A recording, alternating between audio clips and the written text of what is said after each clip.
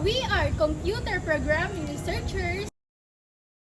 Of course, we will conduct research that will help our department's alumni association. Good day everyone! We are Group 2 from BTBT ICT Computer Programming Sweden. Our study is entitled Web-Based Alumni Engagement Tracking System, or shall we call it WAES. We are an aspiring future educators, major in computer programming, and we would like to ask for your support in evaluating our system. This system will help the TUPT Alumni Association streamline communications to the alumni for immediate disseminations of information from the university. Developing a web-based alumni engagement tracking system will help to maintain a strong alumni connection, engage alumni to contribute to professional network and linkages for better networks and expertise that will help the university and TUPT students. It also helps the university engagement and expanding its network linkages for projects in the university that will inform in enhancing the university's program and services. The purpose of this study is to develop a web-based alumni engagement tracking system at the Technological University of the Philippines, Taguig, specifically the Basic Arts and Sciences Department, to enhance the alumni management and to maintain a strong and mutually beneficial relationship between the institution and its graduates. What are you waiting for? Tara na! Let's learn how to navigate the system. Hello mga atis and kuyas! Now we will try to navigate the main page of the web-based alumni engagement tracking system. So we have here the main page. So we have two types of users. So the first one is the Alumni Association, or shall we say the admin, and the other one is the alumni member, which is the alumni of the BASAD department. So now let's try to create an account for the alumni members first. So here we can see na meron just like the Facebook, meron pwede din tayong mag-register or mag-login. So since wala pa tayong account, let's first register. So, kakailanganin po natin yung mga email natin para ma-verify po yung account natin. But before I forgot, so, as an admin po, kailangan muna i-add ng admin yung member na yon para makapag-register. So, let's go back sa alumni main page. I mean, WAED's main page. So, let's sign in as the admin. But before I forgot, let us first add the members to the Alumni Association page. So let's sign in as an admin.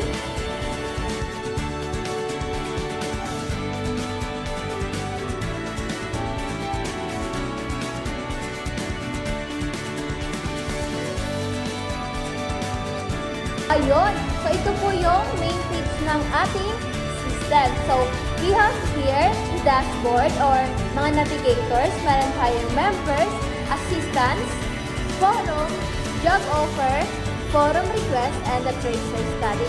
But first, focus muna tayo sa alumni. Let's puntan muna natin yung sa members kasi kailangan natin i-add yung specific na person na yon. So, let's try to create an account. As an admin, you have to input the TUPT ID,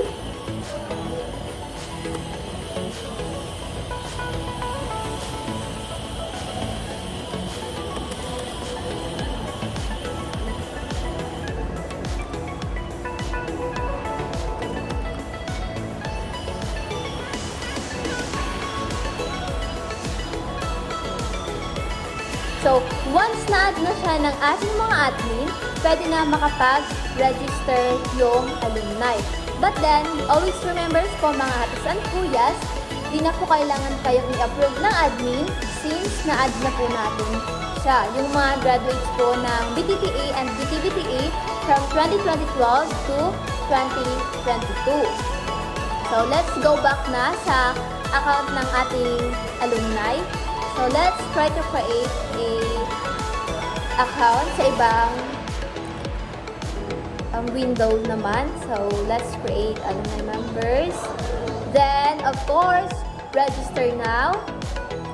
Then, TUPT, kung ano yung nilagay niyo yung information sa kabila, ganun din po ang nakafollow dito.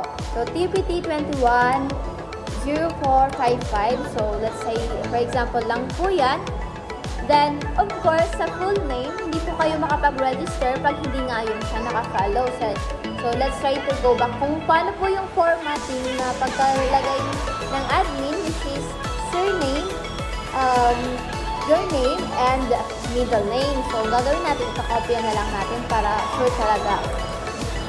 Then, input your email. So, I'll input my email.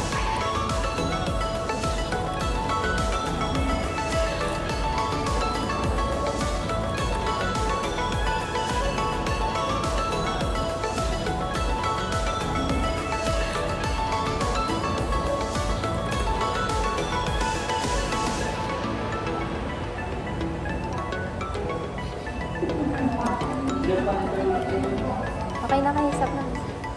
Then, of course, don't forget to create your username. And a strong password.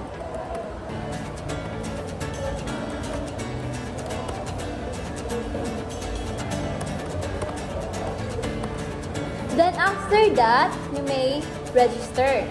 So, since na-register na, lalabas na po yung OTP verification. So, verification code have been sent to your email. So, let's go check my email. So, dito na po yun, YX Project. Then, we have to copy the verification email and then input it and click submit. So, babalik na ulit tayo sa login. So, after mag-register, we will now log in our account. So, depende po yun sa kung ano yung na-input natin information. So, let's say, the account that we made.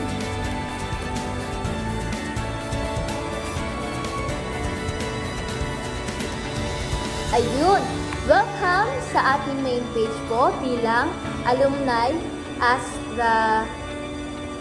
bilang alumni user. So, we have here in this side the dashboard or mga feed po natin. So, meron tayong members, meron po tayong assistants, meron din po tayong forum, learning journey, job offer, and of course, meron po tayo dito yung notifications po na kailanganin natin and the profile part. So, don't worry po kasi isa-isahin po natin yan lahat. So, since naka-create na po tayo ng ating account, pwede na po tayong mag-explore sa ating system. So, now, papalitan muna natin yung profile natin or yung information natin. So, of course, we have to edit some. So, let's say, for example, I'm from Liputan.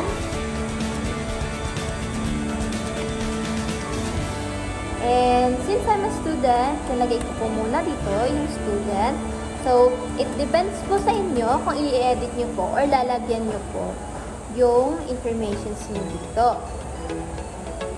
Then, of course, pwede po tayong change po ng ating profile. So, let's kuha po tayo na picture dito.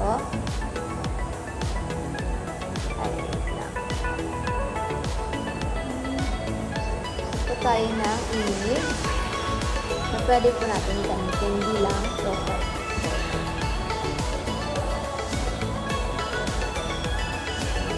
Then, after po, click po natin yung Save Changes. Pero pag may kailangan nyo pong i-edit, pwede naman po natin i-cancel na or kung hindi na natin i-edit. Yun. So, nag-Save Changes na siya. Then, so we can see here, na-change na po natin yung ating profile. O, natin yung informations natin, my profile. So, andito na po yung mga binago natin. I'm from Ikutan and I'm a student pa po. So, it's up to you naman po yun. Then, meron din po tayong notifications dito. So, we will be notified kung ano po yung mga pinost po or in-update po ng ating mga alumni na kasamahan po natin or kahit po sa pinopost po ng ating admin.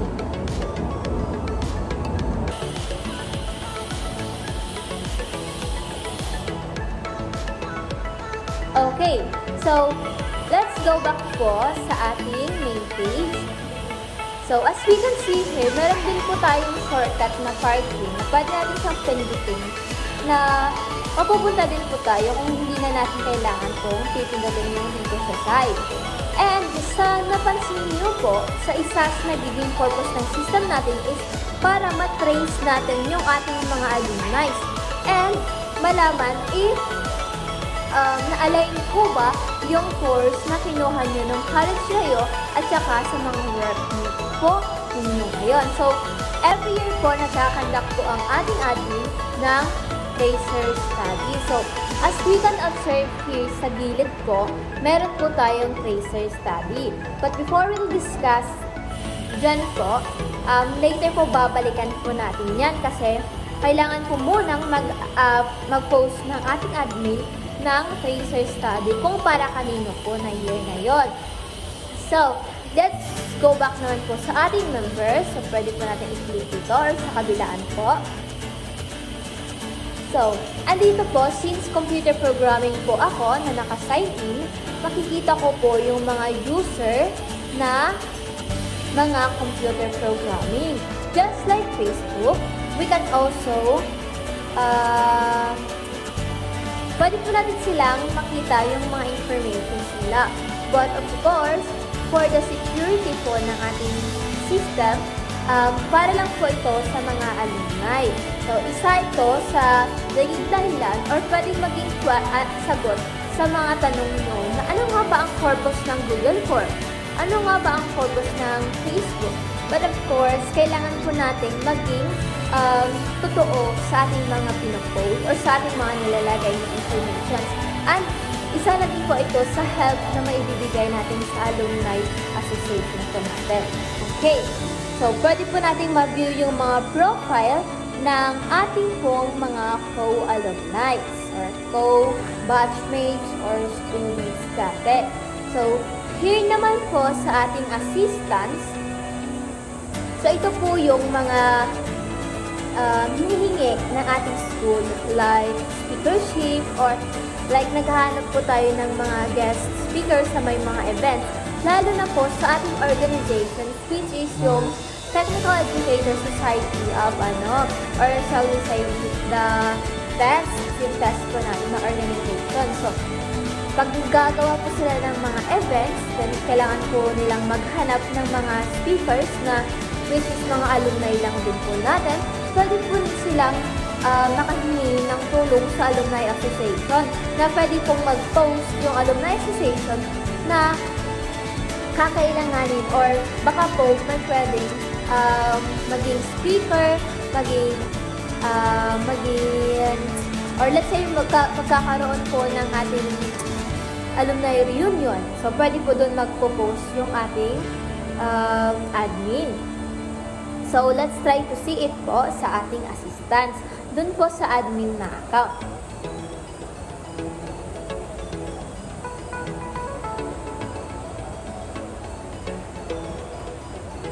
Okay, so andito na po tayo sa assistants ng admin account. So, we have here, makikita po natin sa gilid na meron po tayo nitong plus sign na as an admin, mag-create ka po ng assistance. So, in this part po, pwede po maglagay ng theme, kung ano po ba yun, saan, at konting mga detalye, kailan, at mga qualifications po. So, example, meron tayo dito sa leadership. And then, so, ibig sabihin, kailangan ng speakership po sa TUPT. So, sa multipurpose hall daw gaganapin at kailangan daw graduate ng PUP Taguig para maging guest speaker ng certain event na yun. So, bilang alumni po, kung makikita natin dito, so, pwede po tayong mag-contact sa ating mga alumni o hindi kaya kung sino yung mga specific person na may hawak nun. So, if okay naman na po, pwede na pong i-delete ng ating admin yung assistance na yon para pag titignan ng mga alumni, so wala na po yung post, ibig sabihin po, may nahanap na po na mga guest speaker. Okay po, so dito naman po next tayo sa ating forum. So yung forum po is forum, diba ito yung mga pinag-uusapan. So just like spread po, para po maging engaging yung ating system, naglagay po kami ng forum na in which dito po makakapag-comment or makakapag-post yung certain alumni. But of course, ang mga forum po, of course, kailangan po nating alamin kung ano yung mga pag-uusapan ng mga alumni yun.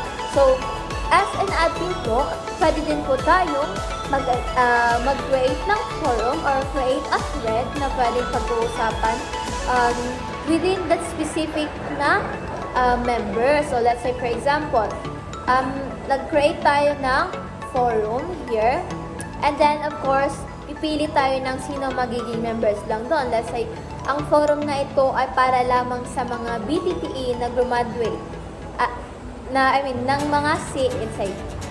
Ang forum na ito ay para sa mga CH na graduates. Tapos, reunion ng CH. And then, let's say, ilagay lang natin dito, reunion lang. Then, create. So, pag naka-create na po ang ating admin, pupunta po tayo sa account ng alumni. Makikita natin ito.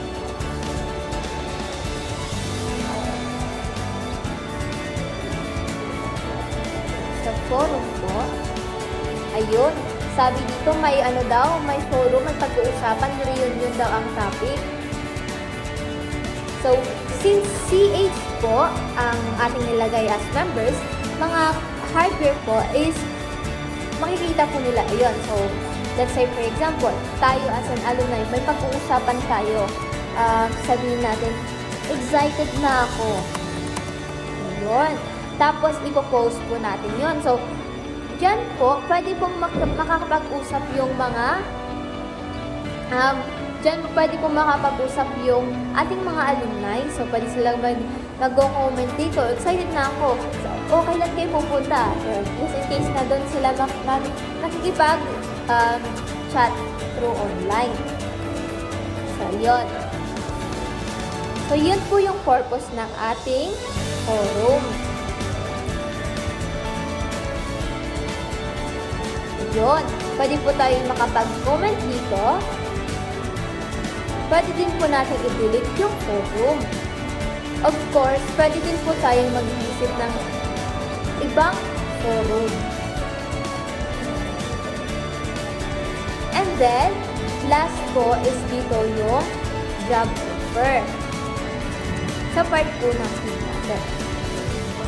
So, sa job offer po, so as we can observe po sa mga Facebook page ng PUP Taguig, meron pong nagpo-post ng mga job hiring dito sa school. Example na lang ho is, naghahanap po tayo ng teachers for part-timers or full-timers. Like, halimbawa, sa PE teachers natin. Now, nagpo-post po yung atin. Just, ang problem lang ho nito is, yung iba is nagpo-post which is naman fake news. Or hindi kaya sinishare yung post na nila which is expired na pala or may na-hire na pala. Tapos, ang tagal na pala nun, tsaka pa nag-approach yung certain alumni na po yun. Okay, so pwede pong mag-post ang ating admin or alumni association ng job offer. So, let's say for example, job hiring. Tapos, ilalagay nyo po dito kung yung mga details. Job hiring. Let's say, for example, teacher na lang. And then, kailangan po natin ilalagay yung mga details tulad ng mga contact informations, email, para if ever makita po natin mga alumni, is alam po nila kung sino yung kukontakin nila. So, as we post this one po, titingnan po natin sa account po ng alumni. So, ayun, nakikita na po sa page ng alumni, job hiring daw for PE teacher. So, sabihin, pag nakita na natin yun at saka with details na po siya, pwede na po natin i-contact yung nilagay nilang email. So, let's not put yet po mga email kasi that's for their, sila na po yung maglalagay niyan. Okay, let's proceed naman po sa ating forum request. So, as user po, or as an alumni po, meron po tayong, if gagawa po tayo ng forums, kailangan po muna natin mag-request sa admin natin. So, let's say for example, maggagawa tayo ng ating bagong pag-uusapan. Kunwa, let's say for example, ang pag-uusapan natin is programming languages. Tapos subject.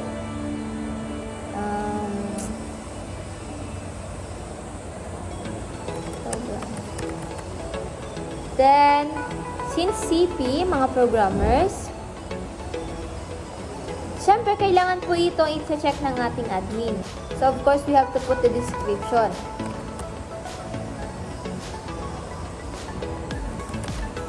Let's say, lalagyan lang natin sila na this is for programming NC3. Then, create po. Hindi po tayo basta-basta makapag-create ng forum, of course, because the administrator, kailangan po muna nilang i-approve or i-decline po yun. So, let's try to check po kung na-receive po ba ng ating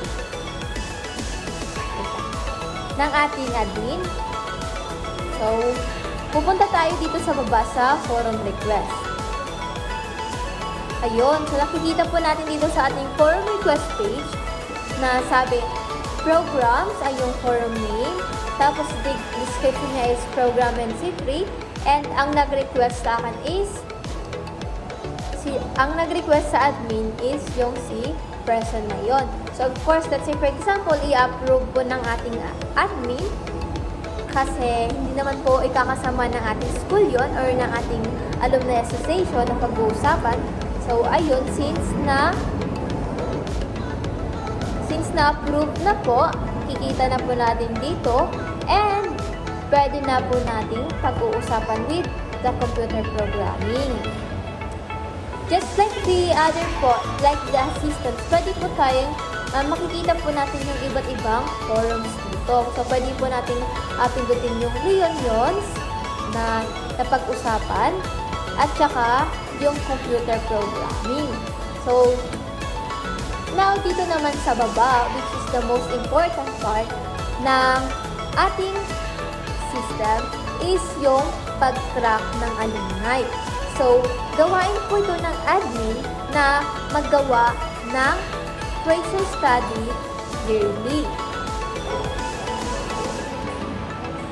Okay, so gawain po ito ng ating admin na makapagawa ng Tracer Study yearly. So, let's say for example, magpo-post ng Tracer Study form yung ating admin sa mga graduate ng 2020 to 2024. Let's say this is for tracing form.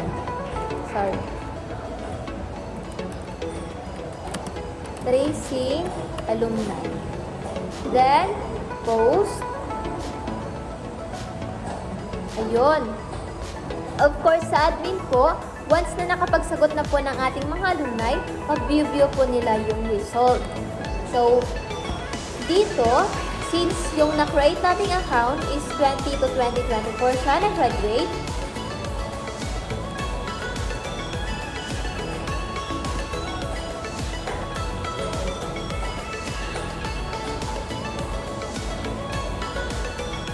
so, since po nakapag-post na ang ating admin ng Tracer Study, so, ang alumni po is makikita po nila dito sa gilid ng case study, meron po tayong answer now. And then, of course, kailangan po natin i-fill up lahat ng nakalagay dito. But of course, hindi na po natin pagpapatuloy niyan for Privacy Act na hindi po natin nilalabag yun. So, now po, since napag-usapan na po natin yung admin na site, proceed naman po tayo sa alumni. So, same lang po sa ating admin.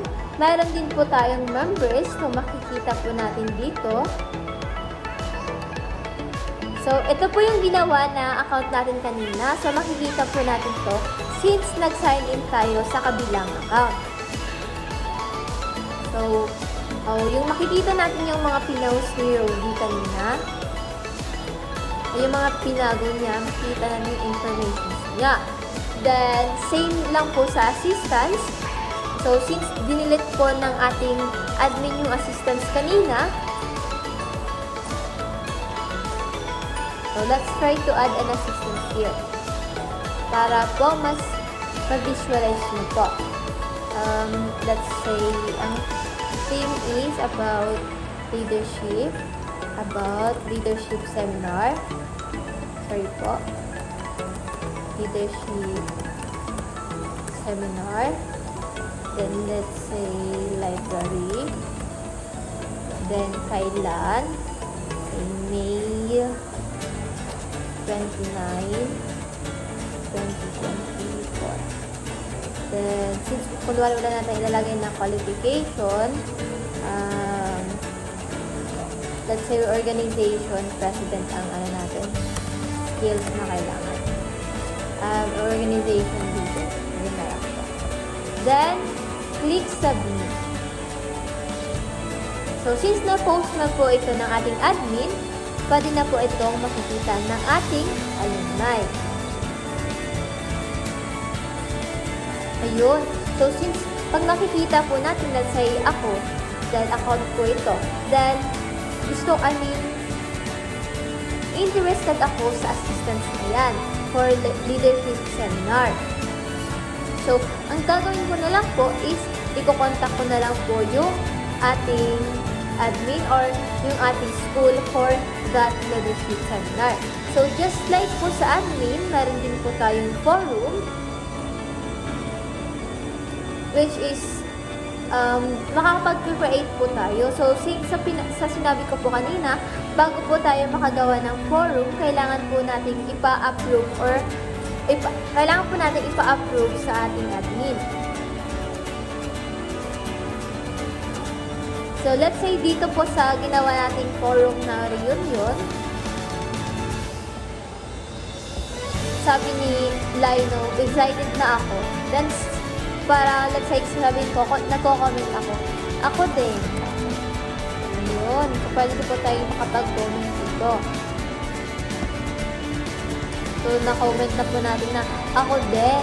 Then, of course, part din po ng purpose ng system na ito is malalaman po natin yung mga achievements ng ating alumni.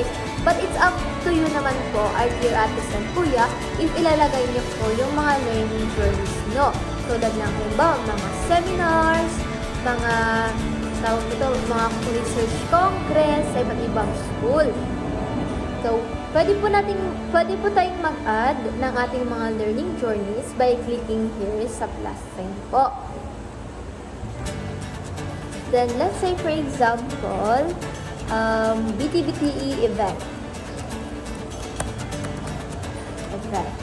Kasi po, pumunta kayo ng school.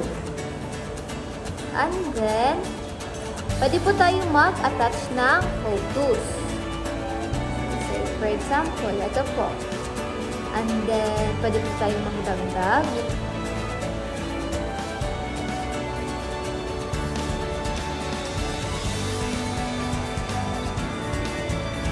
And then, upload.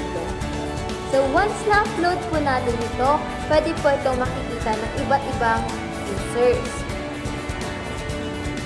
So, let's say for example, ito po, for experience, kunwari na nilagay nyo. Yun. Then, here, then pwede po natin yan siyang i-delete if gusto po natin i-delete din.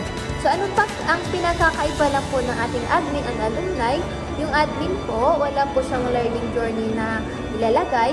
Yung alumni po is pwede pong maglagay ng learning journeys. So, meron din po tayo sa baba. Next is yung job offer po natin. So nakita po natin kanina, nagdagdag po tayo ng job offer o job hiring ng Philippines. So, as an alumni po, makikita po nila ito at if ever na interested sila, pwede na po nilang kontakin yung school if may nakalagay man po details, or kung wala po, is pwede naman po nilang puntahan face to face po. And of course, just like Facebook din po, just like the admin side, pwede din po natin i-edit yung information natin dito sa profile part.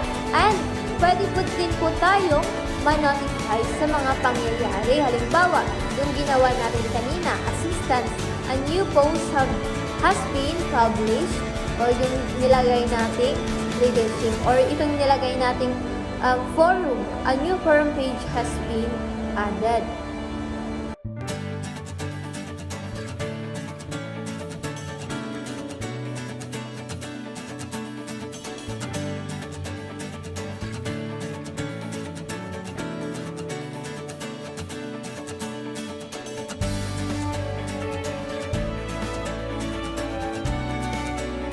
That's it po mga atis and kuya. So, I hope po ay ma-explore nyo po ng maayos yung ating system para po matulungan yung ating Alumni Association sa pag-track po ng ating mga graduates po. And I hope po is matutulungan nyo po kami na mas maipayos pa po yung aming system. So, we are asking for your suggestions and recommendations once we send po yung aming evaluation form. So, sana po may mas maidagdag pa po kayo para mas may ipaganda pa po yung system natin.